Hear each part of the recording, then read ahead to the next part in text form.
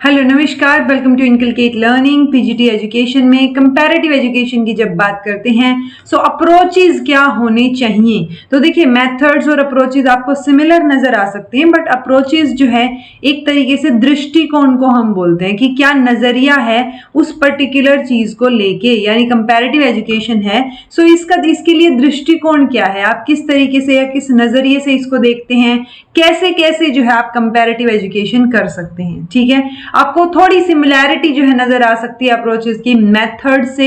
Method जो तरीके हमने अलग अलग पढ़े थे कि ये तरीके हैं जिन तरीकों से हम कंपेयर कर सकते हैं। ओके, सो अप्रोचेस में भी उसी तरीके के कुछ दृष्टिकोण जो है वो देखने को हमें मिलेंगे। This is presented by me Raveena. Videos informative लगे तो इनकलकेट लर्निंग को आप लाइक शेयर सब्सक्राइब कर सकते हैं, इट्स एब्सोल्युटली फ्री। सो जब अप्रोचेस की बात करेंगे सो अवोलोला, ठीक है, इन्होंने 1986 में 8 अप्रोचेस की बात की। ठीक है, इन 8 के अलावा भी और अप्रोचेस हैं जिनको हम डिस्कस करेंगे, बट एक बार इन 8 को देख लेते हैं। ठीक है, पहला है प्रॉब्लम अप्रोच या थीमेटिक अप्रोच।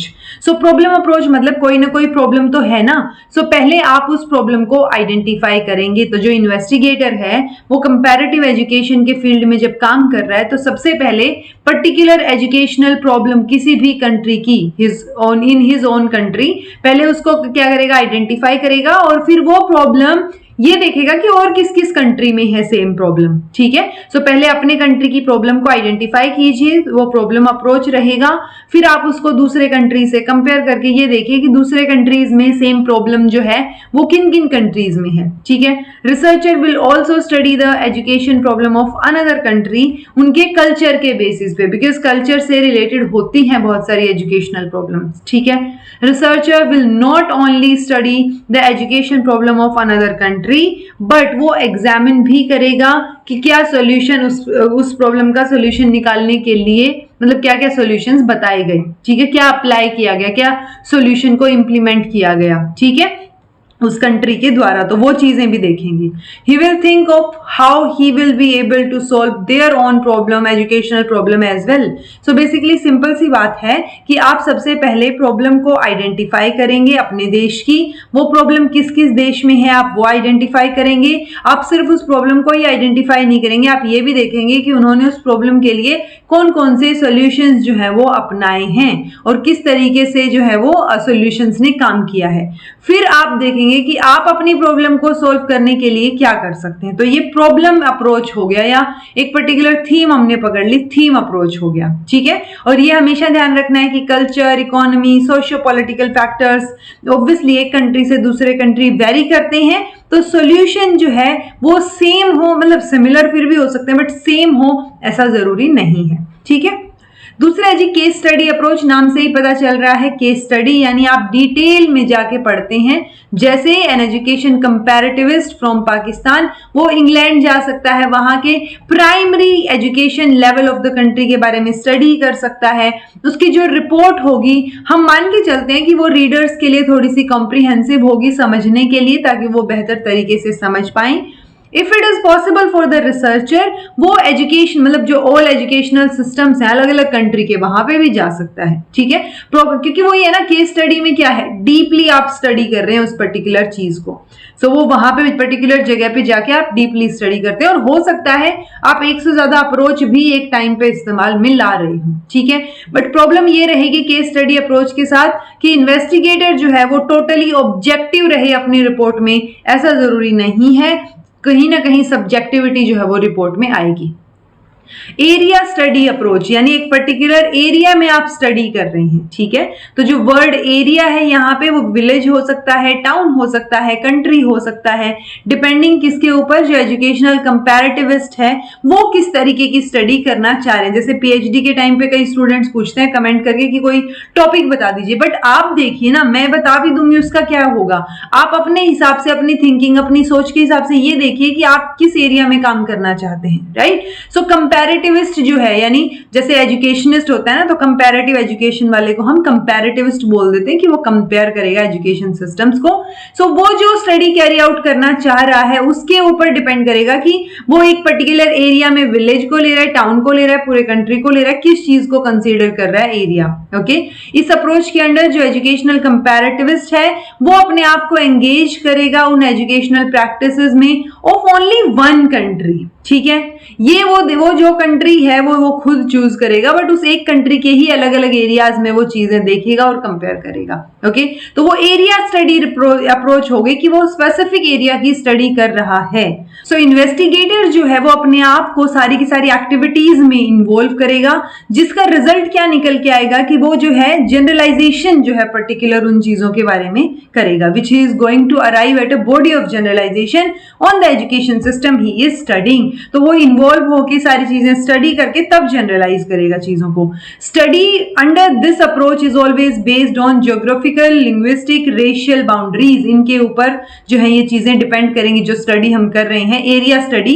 क्योंकि हो सकता है मान लो मैं इंडिया में एरिया स्टडी अप्रोच के तहत रिसर्च करना चाहूं, सो मैं एक तो शिमला में जो है, जो कि क्या है हमारा ज्योग्राफिकली अलग एरिया है, पहाड़ी एरिया है, और एक मैं बिल्कुल बीच एरिया में या प्लेन एरिया में कर रही हूँ चीजें। सो वो ज्योग्राफिकल लेवल पे भी जो है डिफरेंसेस आपको देखने को मिलेंगे, उन पर्टिकुलर एरियाज में एजुकेशन सिस्टम में भी डिफरेंसेस आपको देखने को मिलेंगे।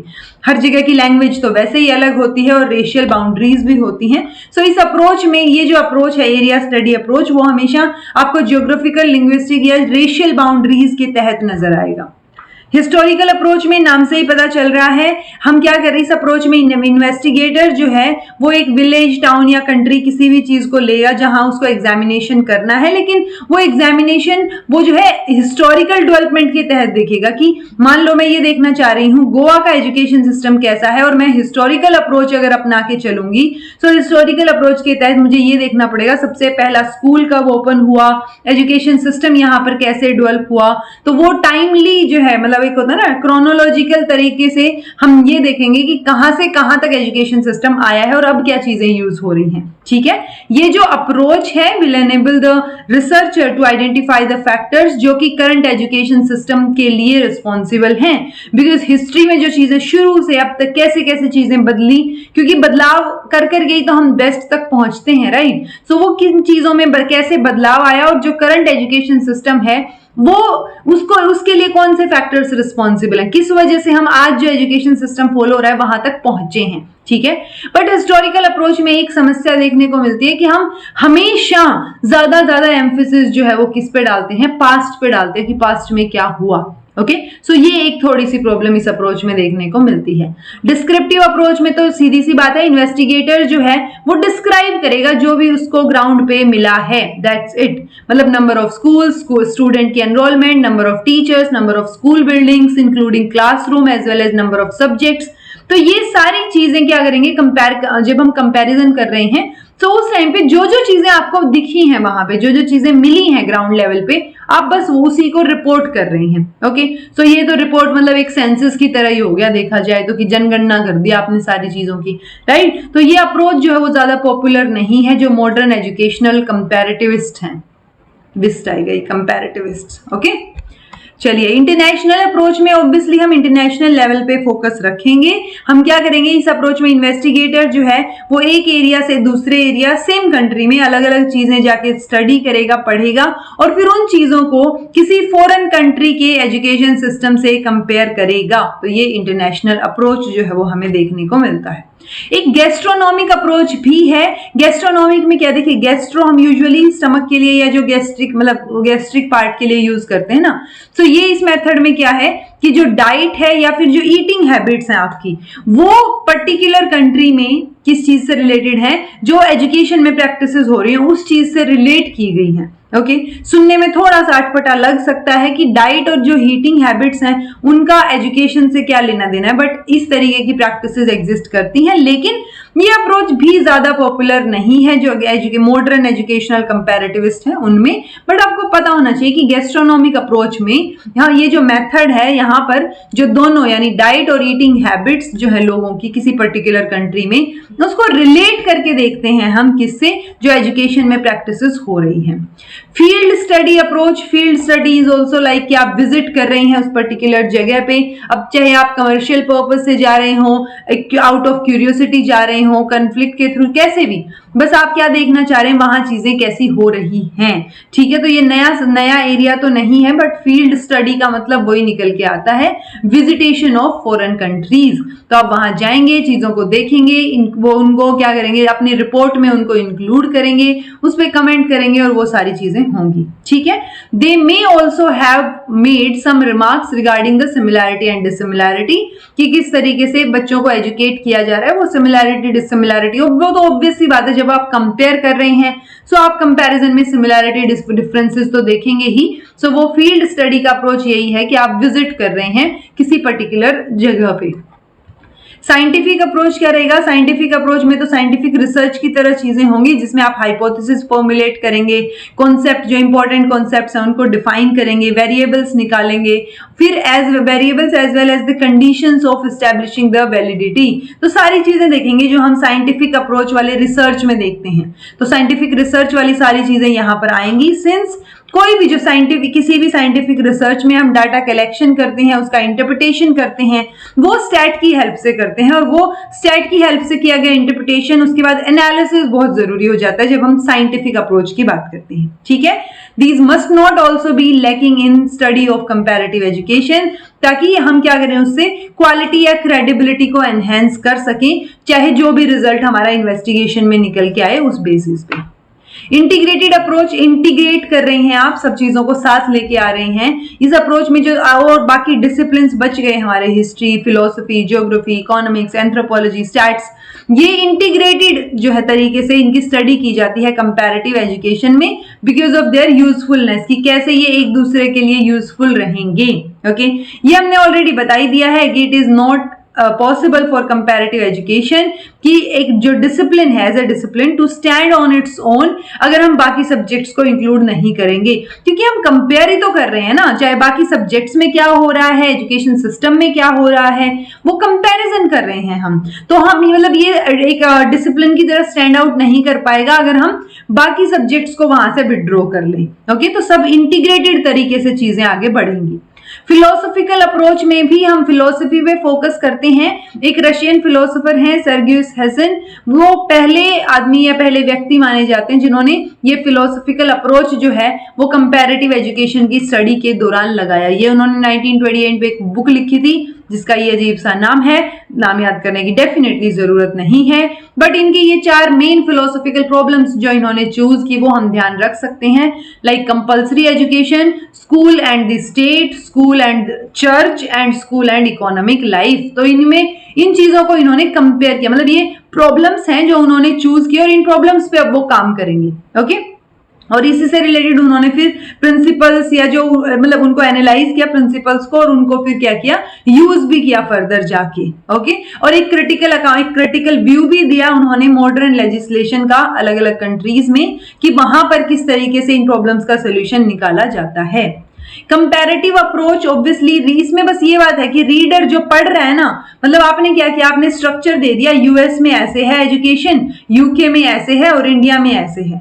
तो वो एक बात होती है वो स्ट्रक्चर देना और एक होती है उसको कंपेयर करना। तो ये कंपैरेटिव अप्रोच बोल रहा है कि जो इंसान इन्वेस्टिगेट कर रहा है वही ये कंपैरिजन करके देगा, रीडर को जरूरत ना पड़े कंपैरिजन करने की। ओके, सो वो कंपैरिजन ऑलरेडी उनको मिलना चाहिए, वो इन्वेस्टिगेटर खुद करके देगा।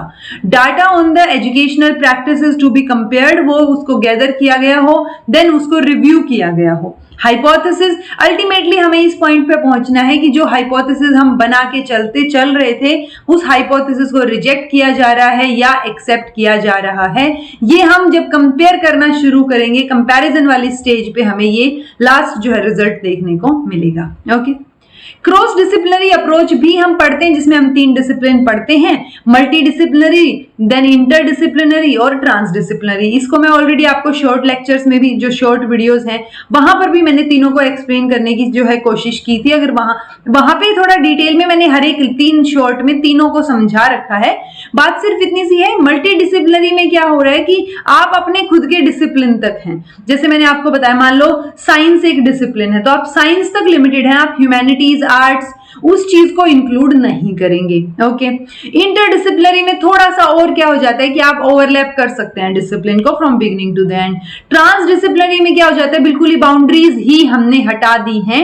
अब आप साइंटिफिक और नॉन एकेडमिक कम्युनिटीज जो है वो साथ में काम कर सकती हैं एक रिसर्च प्रोजेक्ट पे, यानी साइंस और आर्ट्स को आप जो है यहाँ पर बिल्कुल विदाउट एनी बाउंड्री जो है वो यहाँ इंटीग्रेटेड अप्रोच के साथ आप आगे बढ़ सकते हैं। ठीक है जी, तो ये बहुत सारे अप्रोच हैं। अप्रोच नाम से ही आपको समझ आ जाना चाहिए कि एक पर्टिकुलर जो है वो पॉइंट ऑफ व्यू है, दृष्टिकोण है, जिसके तहत हमने चीजें पढ़ी हैं। अब हमारा काम रहता है कि हम यूएस, यूके और इंडिया, ये तीन ही, ऑल्दो चाइना और रशिया को भी बहुत जगह इंक्लूड किया जाता है, लेकिन ये ओडिशा वाले स्टूडेंट्स के केस में जो है यही तीन जो है क्या बोलते हैं मेंशन है, यूएस, यूके और इंडिया, तो मैं इन्हीं तीनों को फिलहाल लेके चलूंगी। अगर आप कोई और जो है सब्जेक्ट पढ़ रहे हैं या वहां पर कोई और मतलब चाइना या रशिया का भी नाम कहीं दे रखा है तो मुझे बता दीजिएगा इसी लेक्चर के नीचे, ताकि मैं नेक्स्ट लेक्चर अपलोड करूं उससे पहले मुझे आपका कमेंट मिल जाए, तभी मैं कोई और चीज इंक्लूड कर पाऊंगी। ठीक है जी, so I hope this was all about today. Thank you so much for watching. Be happy, keep smiling, subscribe to inculcate learning and be consistent in your efforts.